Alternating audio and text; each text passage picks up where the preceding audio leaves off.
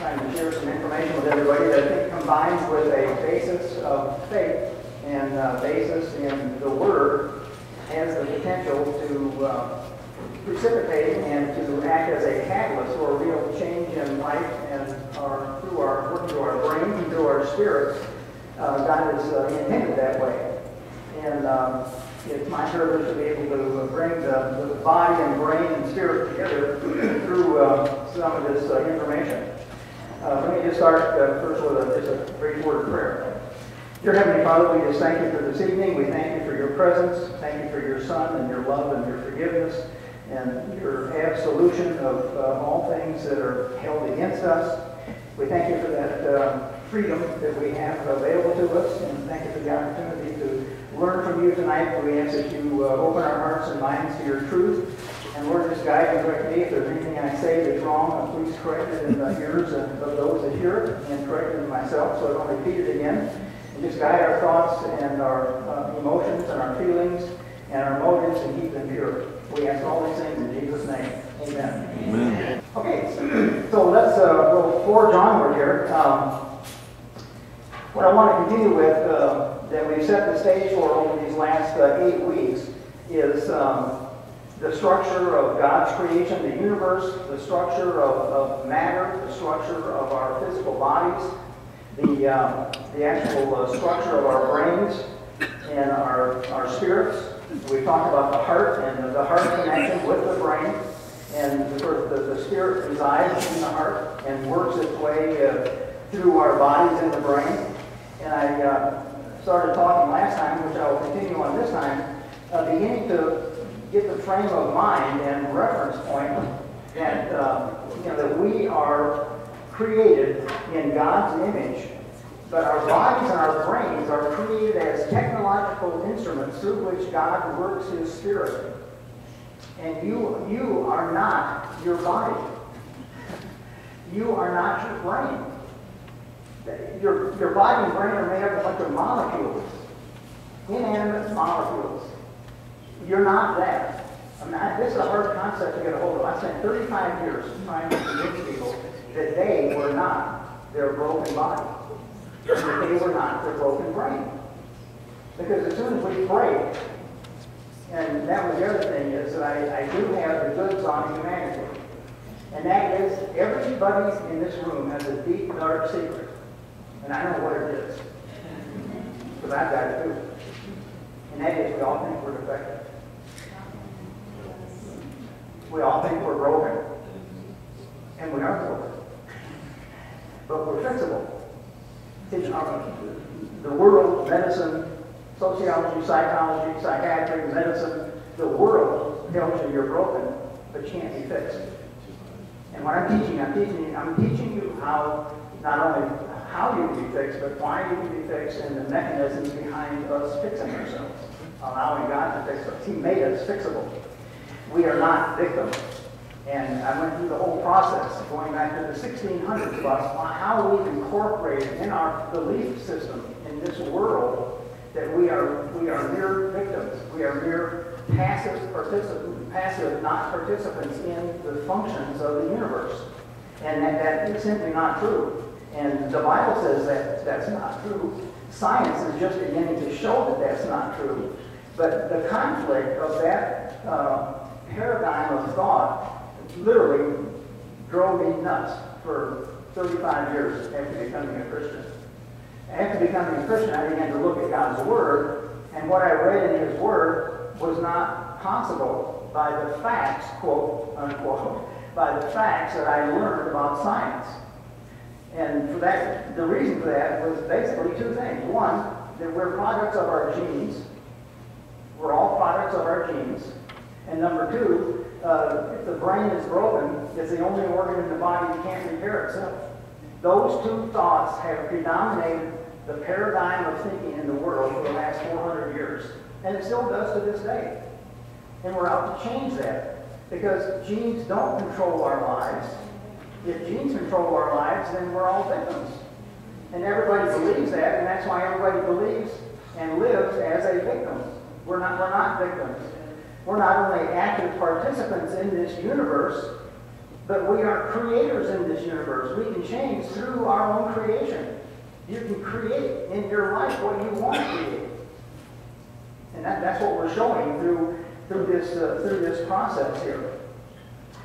So we are technological instruments through which God is working His Spirit. One good way to look at this, at least it is for me, and I'm not a musician at all, but we are members of an orchestra. We're all individual instruments in that orchestra. God is the composer. God has composed the music. Okay? God is the composer of the music. He's trying to play His music through each one of us as instruments. And I'm showing you how the instrument works so He can play it better. Because I don't think we're living up to our maximum potential. I used to play a clarinet. I used to play like I played a clarinet. It only lasted for about 6 months. I hated it. But it's the worst sounding thing you ever saw in your life. Unfortunately, a lot of my life has been replicated. High, low, high, low. But anyway, develop in your mind that you are an instrument and God is intending to play this perfect music that He has composed through you. And we are active participants in that symphony orchestra. And within each and every one of us, there is a song that He is trying to play. There's a song that He's trying to play through each and every one of us. And it takes a lifetime to find that song. It literally takes a lifetime to find it. If you're finding that to be the case as well, don't be chagrined. There are a lot of people that never find it. A lot of people never, and most people never find it. But we are going to find it. It has not eluded us. I'm going to show it to you. And I want to play a little clip here that demonstrates what I'm talking about, because I was, during the time that I was going into and looking into all of this and really seeing if this really held water and was of any value, I was looking for things that would heal my own brokenness. And in doing that, I was looking for ways of visualizing that. You're all going to get sick of me hearing me say this, but remember, I started out as being graduating in about 25% of my high school class, saying that I should never even apply to go to college because I'd never make it, that I would just be frustrated. So why go? Choose some other thing, and I wanted to be a doctor. Because I knew God had a role for me to play, and I knew He wanted me to take care of mankind. That was my mission. And so I didn't pay attention to my teachers or my guidance counselor. I went to college anyway. And I found out that you can literally change your brain. I mean, they had every reason to tell me not to go to college. When you graduate the bottom 25% of your class with C's and D's all the way through high school, I mean, it doesn't look too promising, folks. I didn't argue with them and never did. But I started to rehabilitate my brain. And I found that information that I was trying to run through my brain, the information God wanted me to get through my brain, came by seeing it, hearing it, saying it, and writing it. And when I combined all of those faculties together in the corner of the chemistry building on the University of Wisconsin campus, all alone, during which time I spent all my study time talking and whispering to myself. So not only was I seeing it, I was saying it, and I was hearing it, because I was saying it right into my own ear, and occasionally I would drop my hand from my ear, and then I would start writing what I had just seen, said, and heard, and then now written. And that causes the brain to grab a hold of information. And that's what we want to do. We want to grab a hold and maximize our potential with information. So I knew, and I did all this before I ever became a Christian, but God showed that to me because He knew what my destiny was going to be. And He showed that to me because He wanted me to have confidence in that, because mankind, for some reason or other, doesn't have belief or faith in that.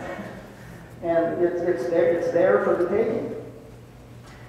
So when I was looking for representations of this process that we go through in our lives, and you can be very successful, you can be very accomplished in things, but still have within yourself this knowledge that you're not doing what God intended you to do.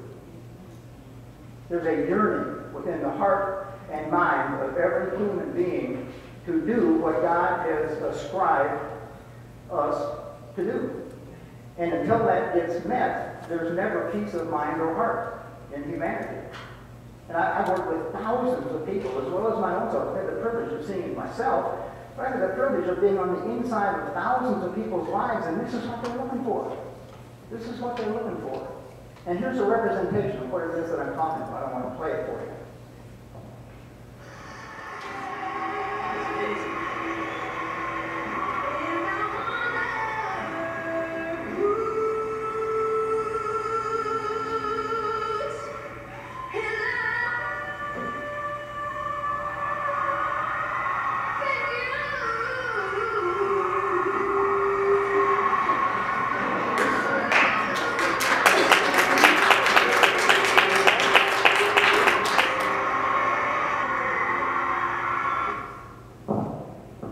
Now, everybody's got that song in them.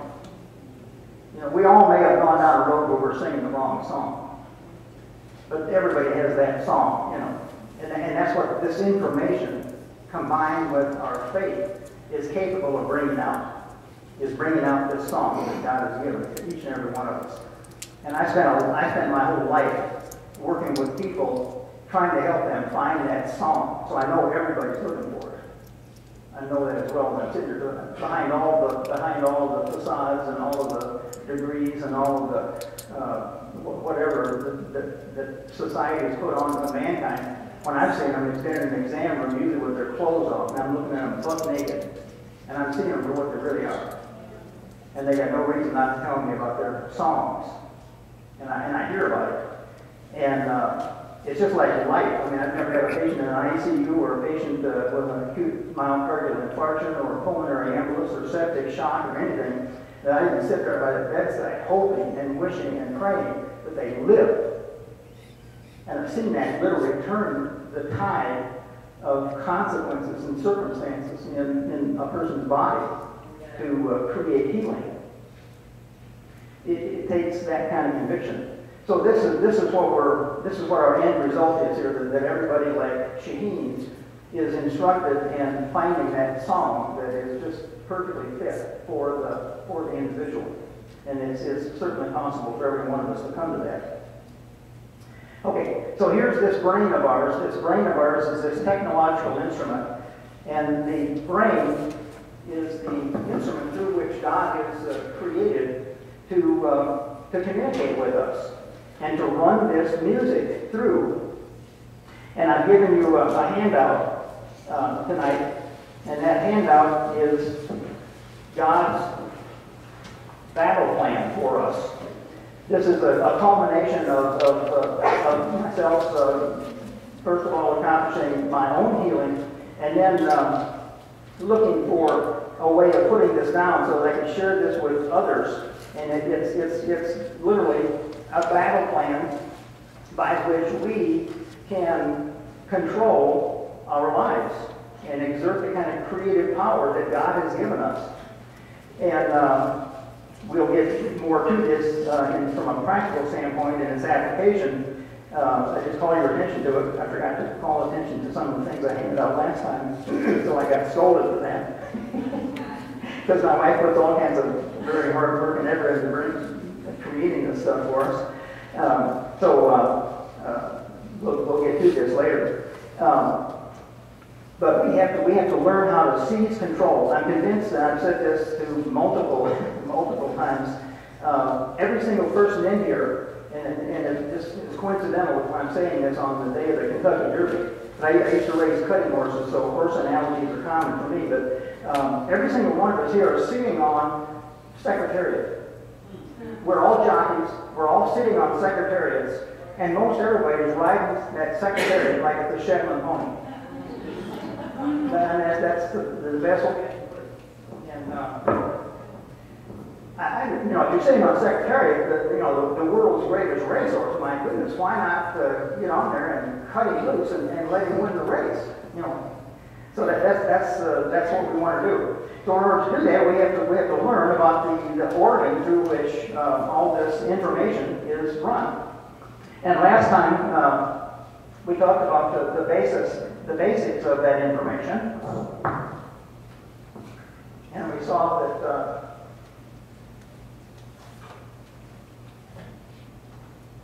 here's a picture of the brain. This is the forebrain here. And this is the midbrain, or the limbic system, the emotional center. And this is the brainstem, and posterior, the back part of the brain. And information coming into the brain comes in through our senses, through our physical senses, comes into our brainstem. And this brain, you can look at this like a house.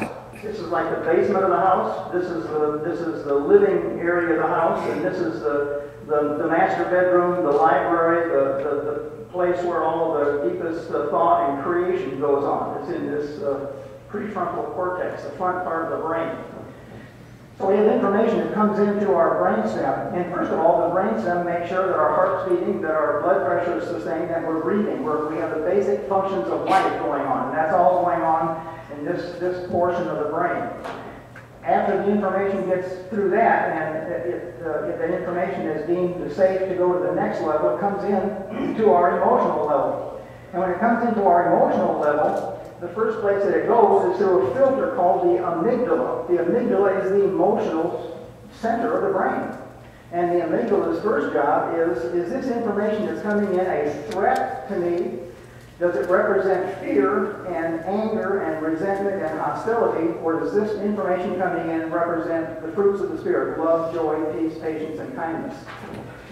And depending on what the answer to that question is, will depend on what the amygdala does with that information. That information can be sent back down to the brainstem and never make it to the highest executive center of our brain, or it can mull around in here for a while as the amygdala is making assessment of it. And if it deems that this information is safe and it's non-threatening, remember that, safe and non-threatening, the amygdala says, okay, I'm going to escalate that thought up to the prefrontal cortex where our creative power is. So this information becomes an information source for our own creation, the creation of our life. If that information stays in this portion of the brain, as I said, our society and our world is living like this part of the brain has been cut off.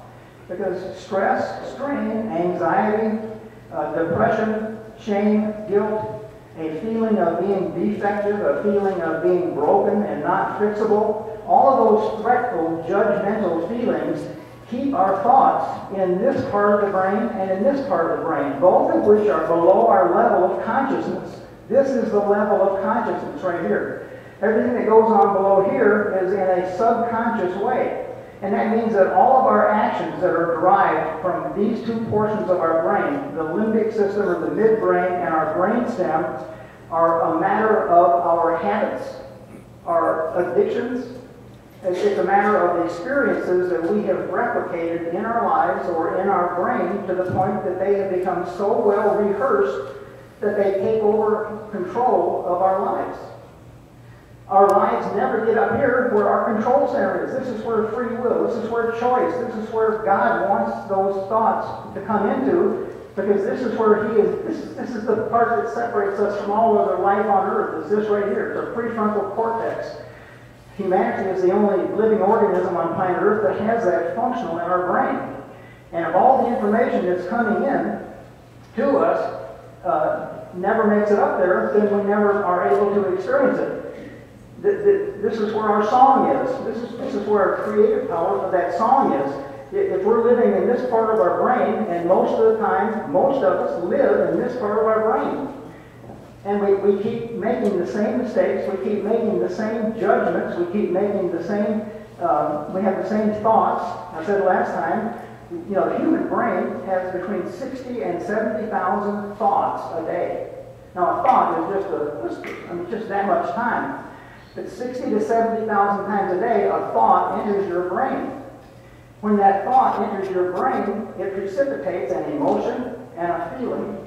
And the emotion and the feeling become learned responses to that thought. So we have thought, we have a thought, which leads to an emotion, and that emotion leads to a feeling.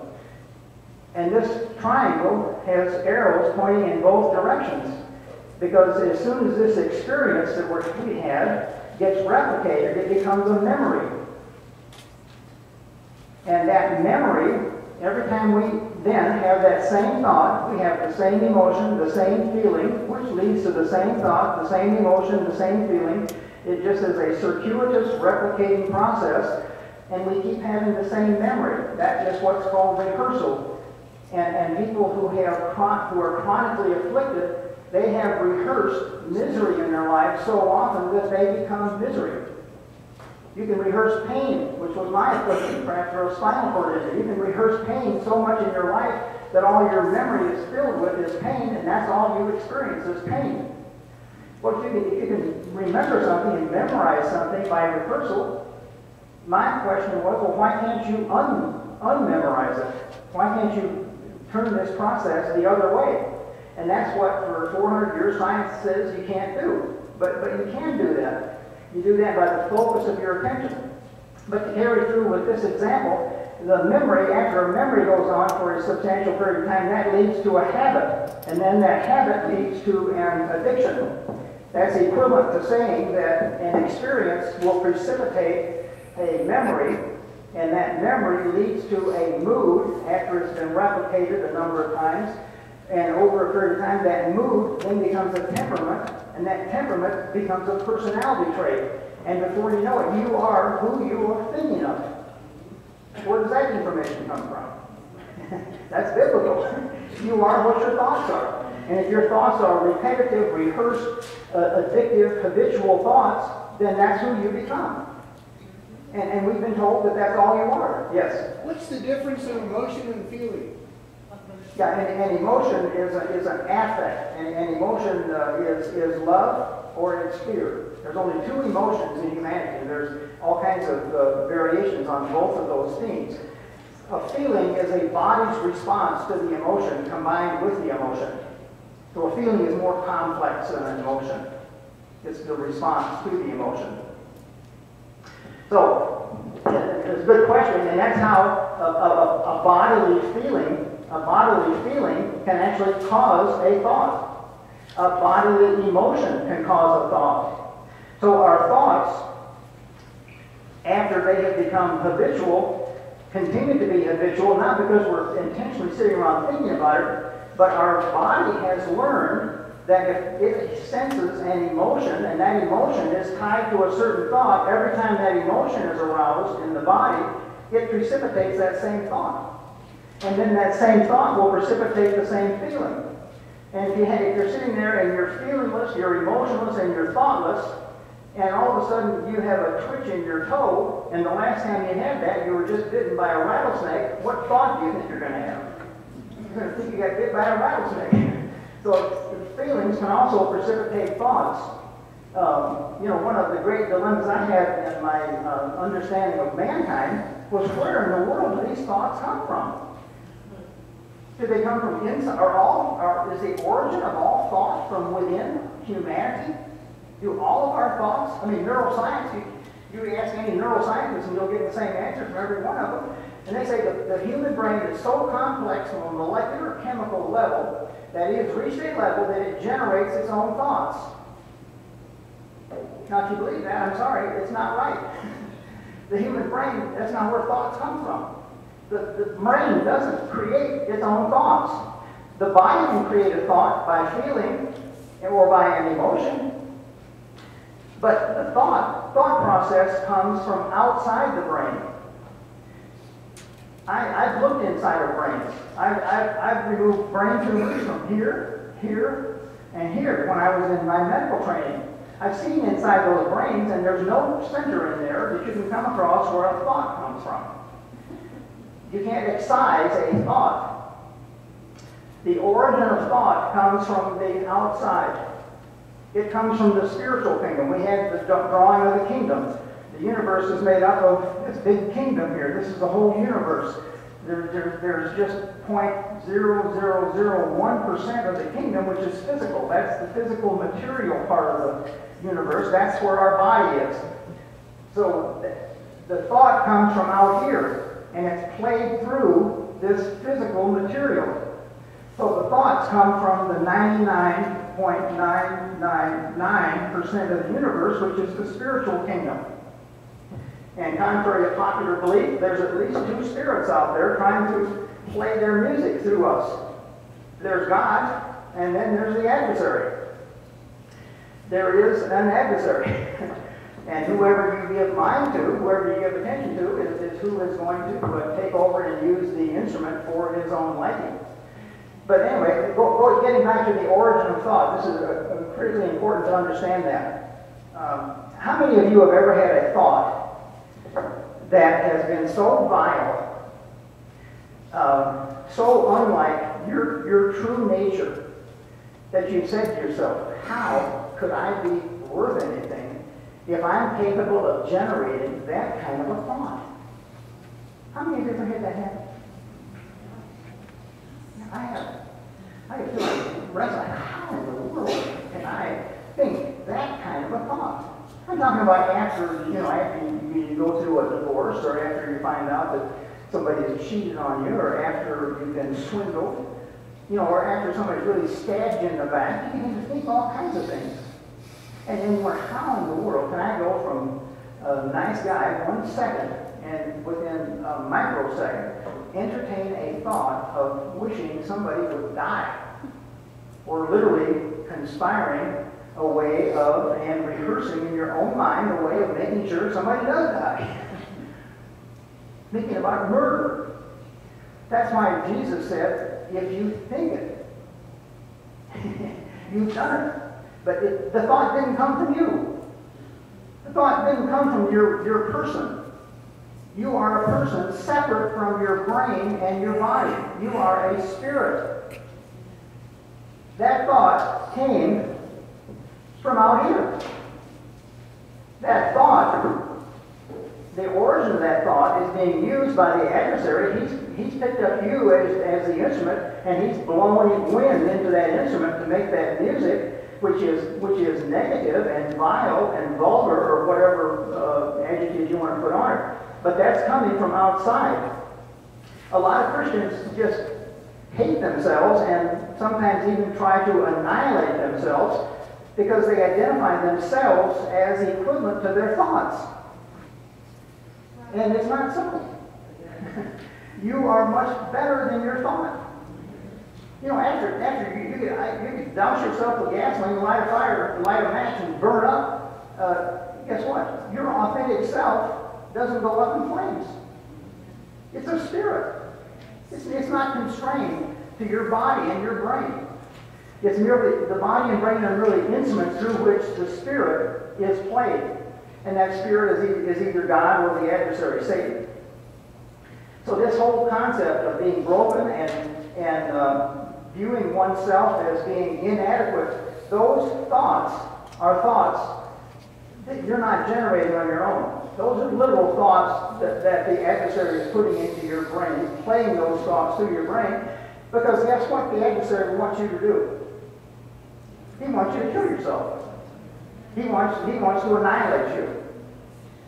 Or he wants to shut you up. He wants you to focus and rehearse that thought so much that you just shut yourself up and think that you're so worthless and you're so unaccountable that you're not worth anything, and you just live passively through life and don't express the fullness of your creative power as a human being. So that's the important thing on thoughts. They come from outside the brain. But it's important to know the mechanism of how the brain handles these things, so you're able to look at a thought, so that you're able to appreciate the fact that God did make the brain so that our emotions can elicit thoughts.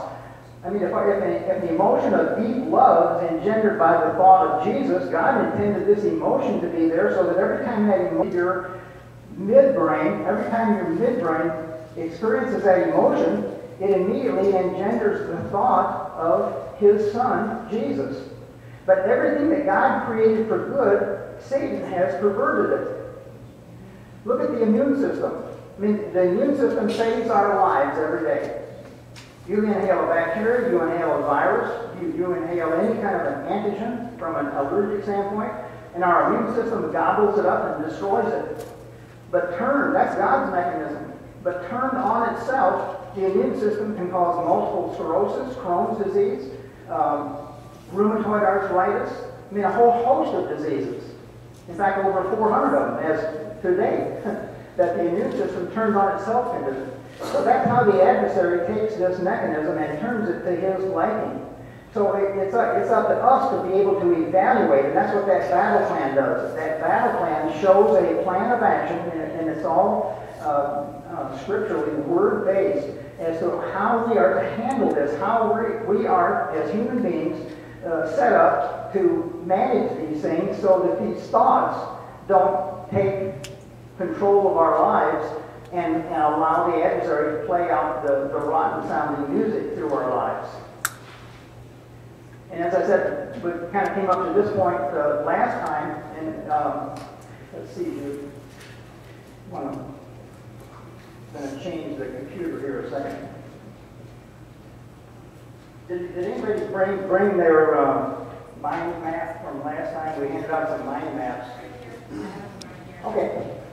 Yeah, I have some. I wanted to put them up on the screen here. So I'm going to use that as a source here. Yeah. Yeah. You bet. Thank you.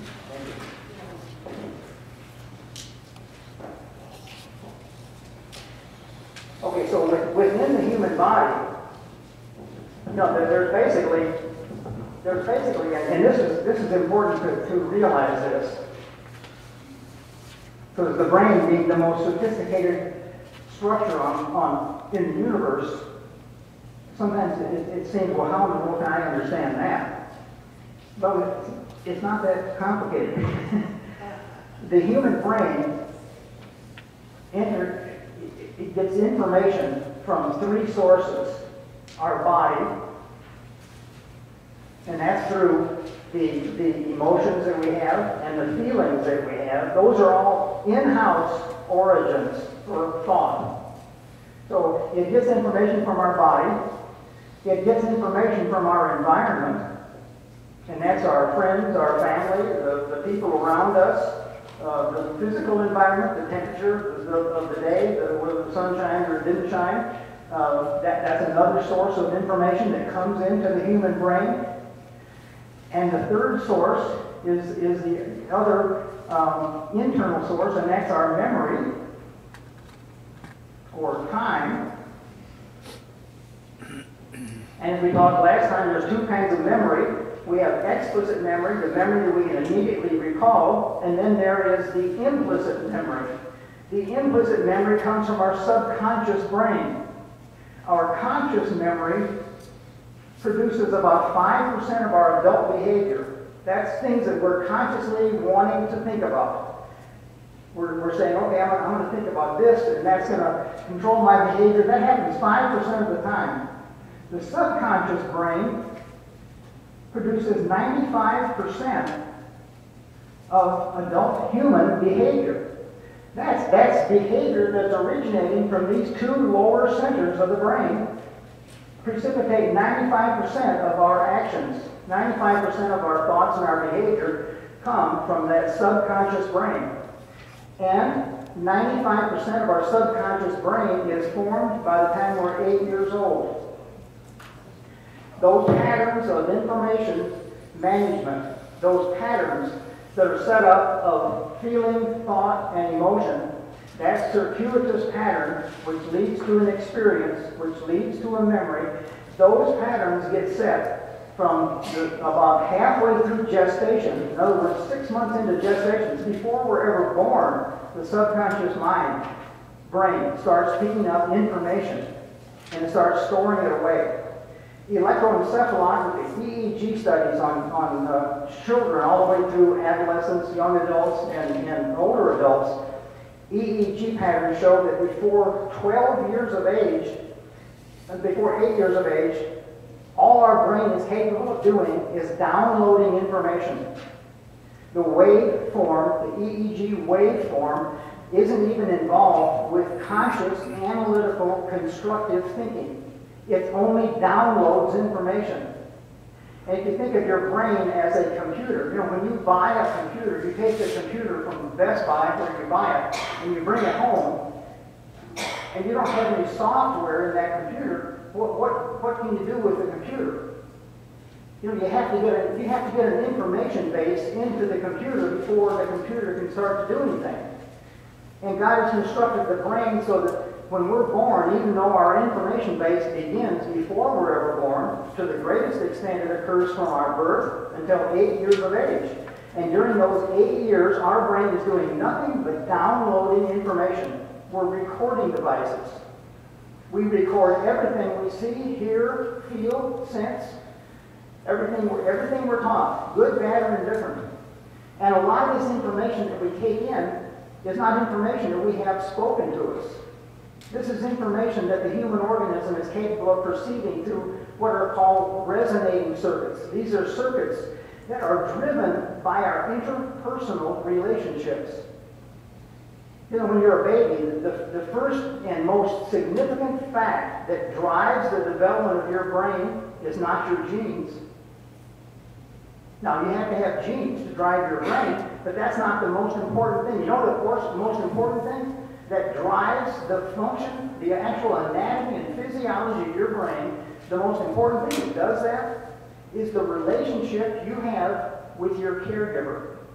Who takes care of you, and that relationship is what begins to form the structure and the function of your brain. And those relationships continue to do that and download information in those first 8 years. So you can see how vitally important that is in driving a brain. If you're around neglect, and you're around abuse, and you're around chaos and turmoil, what do you think that's doing to the human brain? You're perceiving it, even if nobody says anything to you. Even if you're not living in that, even if your brain perceives that, it has the same effect as living in it. So even if you're just perceiving that fact, you can be sitting in your bedroom all alone in total darkness, and if your brain is perceiving that you've just been abandoned, guess what all the hormones in the body that are in response to abandonment do? They all become elevated just like you were abandoned. So just thinking about those things and being exposed to those things are what drive the actual formation of our brain. And, you know, it's critically important. This is the big bone I had to pick with God. Because I was seeing people, as a family doctor, I was delivering babies and taking care of humanity all the way through. I actually worked in the town that I lived in. I was the sixth generation on both sides of my family, my mother and my dad, 6 generations to live in the same town. And I practiced medicine there for 25 years. I was delivering babies from the babies I delivered. So I've seen this spectrum of humanity in a very unique way. And what is so amazing about it is I just wrestle with God. Why, God, would you make us so that if everything that we download into our brain, which ends up creating 95% of our behavior as an adult, you mean at 35 and at 45 and at 55 and at 65 years of age, my behavior is mainly determined by those first 8 years of downloaded information? Now that is just doggone unfair. I don't care who you are. And I was mad. I mean, I grew up in a family with 5 boys, and I mean, we thought, I said, God, what in the hell are you trying to do? I mean, I was mad all the way in. Why would you do that to humanity? These are people that I love and was taking care of them. And they were in a course of self-destructive behavior and self-destructive thought. And you mean that all science and all information and all studies show that this comes from a period of time in their life that really didn't have any choice who they got to live with. They didn't choose their genes, they didn't choose their family. And I would bring people to look at their lives, and I would say to them, I said, okay, and I'd give them all these statistics, and I'd say, what do you think is the solution to your problem? And they'd say, well, I guess I should have come from a different family. Okay, you got it. And you have that opportunity right now. If you want to join another family, I turn to them in the Bible. It says God's unending plan has always been to adopt us into His family.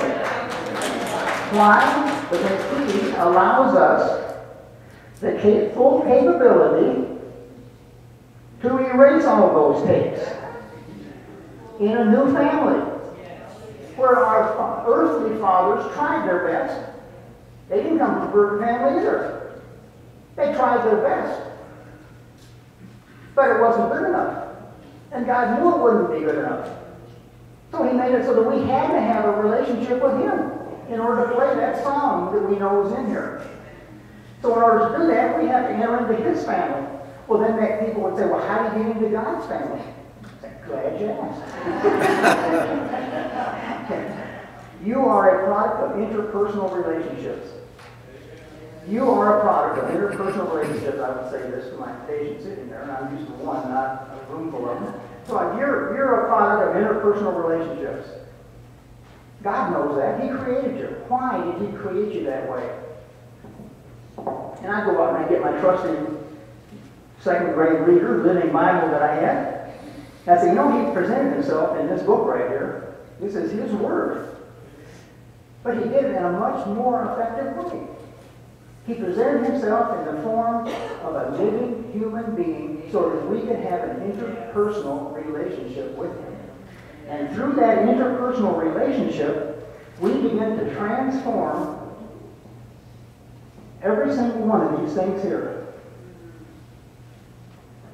We have the opportunity to entertain only the thoughts that are generated by that relationship and his word, which leads to an entirely different set of emotional reactions and actions, which lead to an entirely different set of feelings. Our body becomes reconditioned.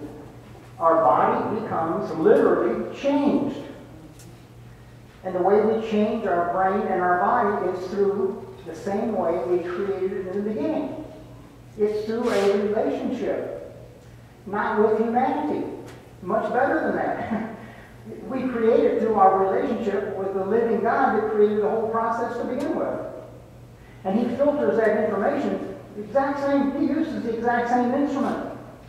But it sounds entirely differently when it comes out when he's playing it. You see, 95% of the time, what this 95% represents, that means that 95% of the music coming out of that instrument in our adult life comes from we. We're the ones that produce it. We produce it through our habits, through our memories, through our experiences, through our personal addictions. We become the generators of our thoughts. Well, I don't know about you, but I want better thoughts than what I'm able to generate. Because I know who has been tampering with the equipment.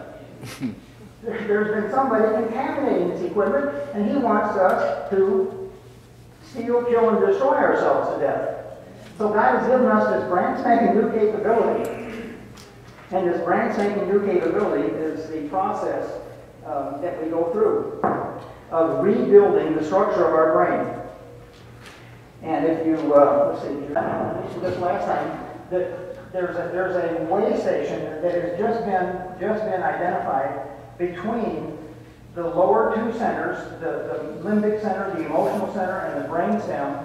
There's not a direct circuit from that into this prefrontal cortex. Everything that goes on, again, down below here, where 95% of our actions, our thoughts, our behaviors come from downloaded information as a result of our habits, these habit patterns get picked up and get memorized, and also get rehearsed. There are two centers in the brain that take information and put a value to that information and allow that information either out of the limbic center up to this major area here, or they keep the thoughts contained to this area. And those two things are called the anterior cingulate and the insula. The insula is an area of the brain that takes in all bodily information. There's a direct replication of the entire human body in the insula. It's brand spanking new. Nobody ever knew this before, just until the last few years, that the body is literally represented in here in the emotional center of the brain. And all information from the brainstem comes through that, and all information going from that area up into the executive area, the high level spiritual area of the brain, filters that information, and it connects it to our body. That's how our emotions get tied to our physical body. And there have been studies that have been done that, years ago, Sloan Kettering Cancer Institute was doing studies showing that people who died of terminal cancer, within 2 years of their terminal cancer death, they had undergone some tremendous, significant emotional trauma in their life. You know, everybody poo-pooed that in the medical world, and some still do. But I've seen that replicate itself time and time again. That something goes haywire when we have a significant emotional trauma. It causes a toxic reaction in our brain. And so now with functional MRI scans, they actually show that if somebody goes through the loss of a spouse, that loss of a spouse can cause a biochemical reaction in the insular part of the brain where our body is represented in the emotional center. And if it's replicated in the liver, you can get liver cancer. If it's represented in the breast, you can get breast cancer. If it's represented in the lung, you can get lung cancer. So these literal cranial brain lesions are actually connected to those organ systems, and where the emotional trauma occurs, the part of the insula that's affected by that emotional trauma literally causes a disease in that part of the body. That's how close the body and the emotional center of the brain are connected. They're all lined up. And the reason I got into this whole area of research myself was because after my reconstructive spine operations, I was still racked with unrelenting pain. I couldn't figure out why was all this pain there. I want to unlearn this pain. So that was my endeavor. I wanted to unlearn this process. I'm sure everybody here wants to unlearn something different, but that was my primary goal, was to unlearn that. I mean, it was ruining my life. I had a amount of narcotics I had to take for pain medicine. It was atrocious. It was miserable. I told every doctor I saw, I'm killing myself. I can't help it. I can't live any other way. And nobody had an answer for me. So I asked God, well, if you show me the answer to this, I'll spend the rest of my life telling you about it, because I know that nobody else has the answer to this. And He showed me the answer, and that's why I'm here telling you about it. I told Him I'd tell you about it. So here's this center in the brain called the insula, and I really began to have to think. I mean, I took myself out of my medical practice. I just walked out. Left my partners holding the bag. I said, I'm done. I can't do it anymore. I'll walk out of here. If I don't walk out of here now, you're going to take me out feet first because I'm killing myself. I just can't do it anymore. And they were all just, I hold things in and hide things, and they were just totally blown away. They couldn't believe I had that much suffering, but I did. My wife saw it, but all I did was went to work and went to bed, went to work and went to bed. That was my life for about 5 years. It about killed me. This can't be God's will for humanity. Nobody wants to live this way. So I began to wonder, well, what is it that's connected to this pain sensation? These pain fibers run from my spinal injury up through my brain, and they're up to my prefrontal cortex. But what is it that keeps generating my pain? Well, my spine injury healed. I've had 7 reconstructive spine operations. They had all healed. So where in the world is this pain coming from then? There's no operation going on. It's been a year since I had the operation, the last one. So why do I still have all this pain? There must be something up here that's generating my pain. So then I began to do an inventory. I literally took myself out of my environment because I wanted to eliminate the environment as a source of information in my head. I wanted to inventory myself. So I took myself out. I didn't talk to anybody. I didn't have phone contact with anybody. I didn't talk to my family other than Judy. It's the only one I talked to. I spent 8 to 14 hours a day on the computer researching all this stuff. And I found out as I began to look back that I got fucked off of this horse and developed a spinal cord injury about 2 years after I went through a scandalous divorce. I mean, it was about killing me going through that process. Being a laughing stock, being a miserable failure in my eyes, God's eyes, and everybody else's eyes, I thought. And that was a traumatic circumstance. Well, I never got over that. But I got fucked off a horse and developed a spinal cord injury, and those unresolved emotions got connected. There's a rule in neurology that says neurons that fire together, wire together. It's called Hebb's Law. If you look at something and hear something at the same time, those neurons that involve your vision and your hearing will literally get hooked together, so that next time either that same vision will cause you to have that sound, or that same sound will cause you to have the same vision. That's a principle in neurology. So I went back and really had to do an inventory of myself. And I mean, I was mad. I mean, I was mad. I was about as low as a snake's belly. You couldn't get any lower. I mean, I had thoughts of taking up a shotgun and blowing a couple of people's heads off. And I mean, I was really mad. How in the world could I be abandoned, and how could I be thrown to the wayside? I mean, I was hurt and everything else. And I probably would have done all those things had I not developed a relationship with Judy and relied on her faith when I didn't have any. But going through that process, I had to realize that all of those emotional effects of trauma had stimulated areas in my insular area of the brain, and they got connected because the time frame was still there. Those things were still smoldering in my brain when I got bucked off the horse and had the actual spinal cord injury. Well, I got over the spinal cord injury a lot quicker than I got over the trauma from the life's circumstance. Because I kept rehearsing it, I kept memorizing it, I kept having a habit. I mean, how do you get through medical school? You become at memorizing, you become good at making a habit of things, you become good at becoming addicted to things like work and everything else that crosses your path, because you develop that mode of behavior. Well, I became a great sufferer. I became medicine's worst nightmare. It's called the chronic unhelpable patient. Medicine can't do anything for you. And they know that, but they don't know the answer to it. Well, I know the answer to it now. It's a spiritual problem.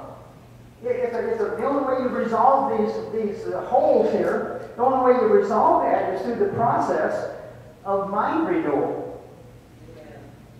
I want to show you, when I was studying this, I was looking up at the effect that stress has on the brain. And I, like all of my little doodads here, this came to me in a dream. And here's the conscious mind up here, the front part of the brain. Here's the midbrain and the brainstem down here. And if you have a significant emotional trauma, here's a normal neural net here, nice and organized, orchestrated, one nerve to another. The synapses are all functional. And then all of a sudden here's a hole in the brain. And when I stitched all this together, these are 2 basketball hoops that I got at Walmart. I stitched all that together. I thought, oh, look at these holes. My goodness, they look terrible. I'm going to have to tear the whole thing apart. And the next day I was looking at a microscopic slide of a brain from a traumatized child, a baby mouse, that had been experimentally traumatized. And the stress hormones of that trauma caused an injury in the brain in that mouse, the exact same area that I was studying in the human brain. And it literally caused the neurons, the neural net, to be eaten away. And you leave a hole in the brain. You have a literal physical injury. So when somebody said, we grow up with the sticks and stones don't hurt, mine don't hurt. Well, sticks and stones do hurt. Sticks and stones cause this. In fact, I used to sit there and think, and I'd talk to somebody with chronic depression or schizophrenia or so-called bipolar disorder. They're all the same. I sit and talk to people with that, and I think to myself, you'd be better off if somebody would have shot you through the head with a 22. We understand that. But we don't understand this other. But it does the same thing. All of those afflictions come from this right here. This is just like a bullet wound. It is. It's just like a bullet wound. It disrupts the normal function of the neurological system.